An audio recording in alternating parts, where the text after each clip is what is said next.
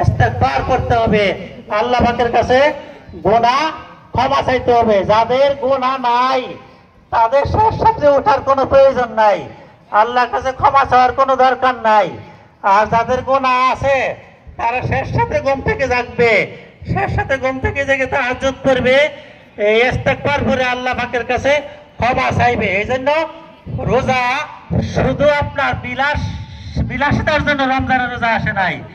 রমজানের রোজা আসছিল একটা উদ্দেশ্য নেই, উদ্দেশ্য হলো তাকওয়া অর্জন করতে আমাদের। এই জন্য পিছনে আমরা যত অন্যায় করেছি, অবিচার করেছি, সমস্ত গুনাহ খাতার জন্য আমরা আল্লাহ পাকের কাছে মাফ চেয়ে আমরা তাকওয়ার পথে এগিয়ে যাব। আল্লাহ পাক আমাদের সবাইকে তৌফিক দান করুন, আমিন। ওয়া মা আলাইনা ইল্লাল বালাগ।